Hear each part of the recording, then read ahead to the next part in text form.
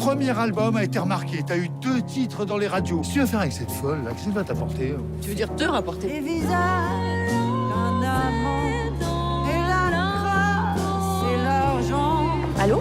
T'as signé quelque chose avec elle? Il y a 48 heures, tu disais que t'en avais rien à foutre de Darry Jane. Oui, maintenant elle est morte, d'accord? Et la mort, ça a une plus-value. Ça parle de musique déjà, ça parle de chansons et ça parle d'héritage. Je pense que c'est les 2 thèmes principaux. Marcia est une jeune chanteuse de 25 ans qui vit sur une péniche à Paris. Elle est un peu ce qu'on pourrait appeler une chanteuse un peu branchée, qui a fait un premier album, qui a un petit peu marché et qui a pour idole une vieille chanteuse qui a 80 ans. Et le film commence au moment où elle a rencontré cette vieille chanteuse et elle enregistre avec elle un album, de quoi faire un album, ce qui est pour elle, cette jeune chanteuse, un rêve qu'elle vit de partager ce moment si fort avec cette vieille chanteuse. Et pour une raison que je ne dévoilerai pas, assez rapidement, cette vieille chanteuse meurt. Et donc, cette jeune chanteuse, Marcia, a comme but de sortir l'album qui devient de fait un album posthume de cette vieille chanteuse. Mais à partir de là, c'est là que les ennuis commencent, parce que pour sortir cet album, il faut qu'elle passe par l'ayant droit de cette vieille chanteuse.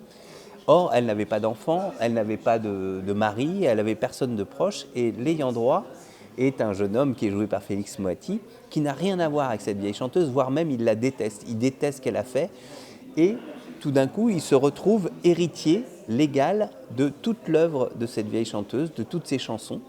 Et donc, à partir de là, l'histoire se passe entre celle qui s'estime être l'héritière, la digne héritière de cette vieille chanteuse, Marcia, la jeune chanteuse, et l'héritier réel, qui est donc Félix Moati, qui lui vit dans un petit bled en banlieue et qui est placé sur les marchés, évidemment. Donc il y a un antagonisme très fort entre eux au départ. Félix, c'est assez simple, puisque donc, c'est mon 3e film avec lui. On se connaît donc très bien, c'est un ami. Et évidemment, comme je le connais très bien, j'ai vraiment écrit en pensant à lui. Et plus exactement, j'ai écrit en pensant lui écrire un rôle qui l'emmène un peu dans des endroits où il n'avait pas vraiment été jusque-là, mais en même temps en tenant beaucoup compte de sa vraie personnalité, c'est-à-dire sa nervosité, quelque chose. J'ai vraiment écrit en pensant à lui, en lui disant tiens, ça va t'amuser de jouer ça, parce que il a jamais joué comme ça un personnage comme ça. Donc Félix, c'était très clair. Et pour Rebecca, tout simplement, je ne la connaissais pas. Et au moment de réfléchir au personnage de Marcia, qui a quand même 25 ans, donc j'ai fait un casting tout simplement, et à ce moment-là, elle n'avait pas encore fait tous les films qu'elle a fait depuis. Et voilà, je suis vraiment, quand je l'ai vue, été tout de suite assez bouleversé par elle.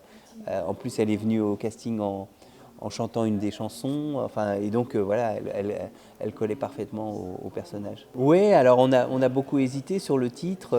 Il y avait cette idée peut-être de parler quand même de musique dans le titre, et puis finalement, oui, je me suis dit que ce titre pouvait faire penser au goût des autres, évidemment, le film d'Agnès Jaoui, qui est une référence très claire pour moi dans ce film. Et puis cette idée que, en fait, quel que soit son milieu, quel que soit son environnement culturel, on a chacun des goûts qui sont le rapport qu'on entretient personnellement, intimement avec une œuvre, quelle qu'elle soit. Et puis au-delà de ça, il y a le message que vous envoyez aux autres en affirmant votre goût. C'est-à-dire que le goût peut être aussi un moyen d'écarter les autres aussi, d'intimider les autres. Et je voulais aussi parler de ça, c'est-à-dire si on aime quelque chose de... et c'est difficile, même soi-même, pour chacun de nous, on doit avoir du mal des fois à dire si telle œuvre, on l'aime vraiment parce qu'on ressent vraiment une passion pour cette œuvre, ou parce que c'est aussi pas mal vis-à-vis des autres que j'aime cette œuvre. Et je pense que tout le monde est comme ça, hein, à des degrés divers, mais tout le monde est comme ça. Et je voulais aussi parler de ça. Qui exactement? Une grande admiratrice de votre grande-tante. Comme vous êtes l'ayant droit, il faudrait qu'on voit ce qui serait le mieux pour sortir l'album. Je vous arrête tout de suite, je m'en bats les couilles de votre album. Mais vous avez pas le droit. Bien sûr que j'ai le droit, je suis l'ayant droit même. L'odeur du sang que d'air. 23 000 € pour 1 minute de chanson. L'héritage, tout, j'accepte. Déjà, le but initial, c'était de créer une artiste fictive crédible. C'est-à-dire qu'elle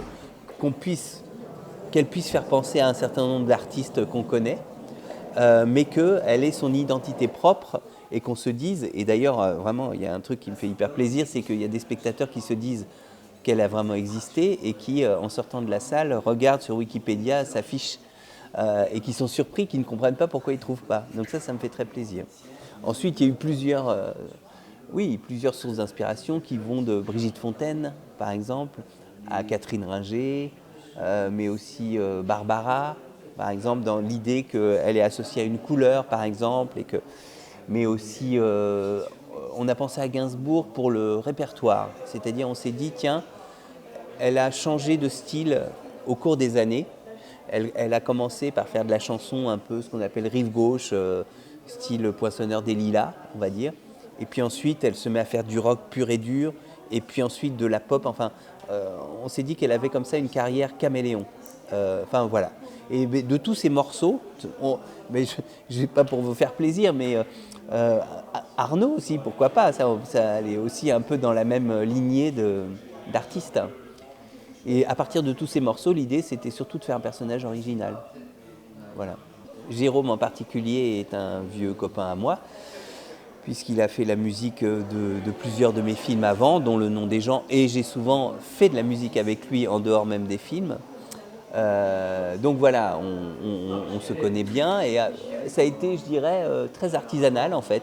C'est-à-dire qu'il y avait souvent soit des musiques qui existaient. Par exemple, il y a une ou deux musiques qu'il avait déjà faites et ensuite sur lesquelles j'ai soit l'inverse. Par exemple, je sais pas, j'ai souvenir en écrivant le scénario, à ce moment-là, je veux écrire une chanson qui s'appelle Les idées mal placées, qui dit j'ai les idées mal placées, là où tu penses, j'y suis déjà allé. J'avais ce texte-là. Et je lui dis, ben voilà, j'ai envie que ça soit un tube de Darejan qu'elle aurait fait en 1986 dans sa période Rita Mitsuko. À partir de là, lui, il travaille et il propose une musique dans l'esprit d'Erita Mitsuko qui inclut ma phrase, ma ligne, ma phrase, quoi. Enfin voilà. Mais ça peut être aussi moi qui amène une mélodie aussi, c'est arrivé plusieurs fois et ensuite on travaille les arrangements, voilà. Ça se fait comme ça en un perpétuel dialogue en fait et de façon très artisanale. En fait, moi, je m'y connais pas en Darejan. Alors que toi, si. Je ne vois que des avantages. Que des avantages, un gros inconvénient de devoir supporter ce connard. Mon île, une nouvelle gamme de maillots de bain. Pour le spot, on a pensé à ce hit de Darejan. Déjà, j'aime bien, moi. Tu m'as suivi jusqu'ici? T'espères quoi? Juste par quoi? Pour t'enlever, casser la gueule à tous ceux qui t'approchent. Tu sais parler aux femmes, toi. Même moi, je ne suis pas sûr de dire que je fais du cinéma engagé. C'est-à-dire que par contre, je fais du cinéma, je dirais, qui essaye de parler d'un point de vue. C'est ça. C'est-à-dire, pour moi, ce qui est le plus important, c'est quand j'écris des personnages et je décris des personnages, de savoir d'où ils viennent, à quelle classe sociale ils appartiennent, à quel groupe ils appartiennent, et d'essayer de ne pas faire comme si ça n'existait pas. Pour moi, en soi, c'est politique, ça. Ça veut dire qu'effectivement, il est souvent question de lutte des classes dans mon film, parce que je pense que dans la vie, il est souvent en question de lutte des classes, en fait. Et que faire comme si ça n'existait pas, je trouve que c'est de droite, en fait. Je pense vraiment. Donc voilà, en ce sens, j'aime bien aussi décrire des personnages qui sont engagés, c'est-à-dire qui ont un rapport aux choses passionné, en fait, et qui essayent de changer les choses. Mais moi, en tout cas, par contre, je ne veux pas faire de cinéma qui assène des messages. C'est-à-dire que je pense que dans mes films, il y a souvent plusieurs points de vue qui s'affrontent, comme dans celui-là, et que j'essaye de faire en sorte que le spectateur puisse choisir quel point de vue il a envie de défendre. Et c'est vraiment le cas dans celui-là, pour le coup. Oui, mais moi, ça me va très bien, comme finalement, et ça vient de long. Moi, par exemple, pour prendre un exemple, j'ai toujours été plus Chaplin que Keaton, par exemple. Chaplin qui me semble faisait vraiment un cinéma humaniste, c'est-à-dire et aussi et ça c'est j'essaye de défendre l'idée de faire un cinéma impur, c'est-à-dire finalement j'aime pas le cinéma pur au sens où tous les éléments d'un film vont dans le même sens, parce que je trouve ça cohérent avec ce que j'ai envie de raconter. La mixité et l'hybridation est au cœur de ce que je raconte, de mes histoires.